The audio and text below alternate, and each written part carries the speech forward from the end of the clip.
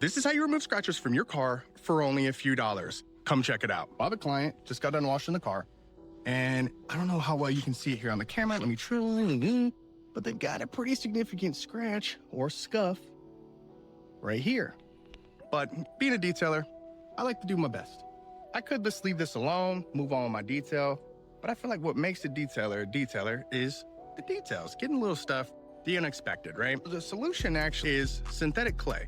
And the reason why I like synthetic clay, especially this mother's clamshell design here, is all you have to do to lubricate this is just dunk it in some soapy water.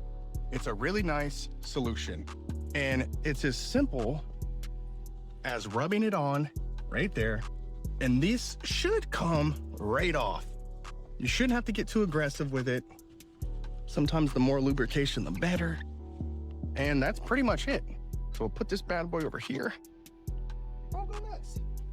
All right, we're already looking a lot better there. Now, I did get a little bit of synthetic clay that rubbed off there. What I'm gonna do is with my sponge here, got a little bug sponge, and you just rub that in, and it comes right off. Now, I know what you're thinking. Gary, this is gonna cause some marring on the paint. And you're absolutely right, it could. I think it's a little bit harder to do with the synthetic clay than your standard clay, but it could certainly cause some issues. That's why it's nice for me to be able to have the polish. I can go in there and look at it once I get it inside on the lights, and I can make some decisions. Now, another thing to know is that this is not gonna solve all of your scratches or all your scuffs. A good way to know is if you rub your hand on the paint, like so, and you feel those grooves and you feel those abrasions.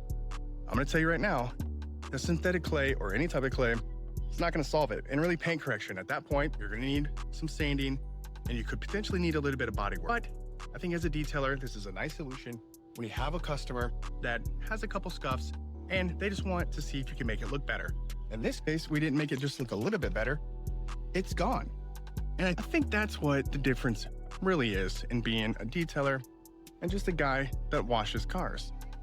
And I don't think there's anything wrong with being a guy that washes cars, but hey, going that extra mile for your customer is not really the difference between being a detailer or not. It's the difference between having a client and having a customer. Anyways, have a good one. Love you guys. See you next time.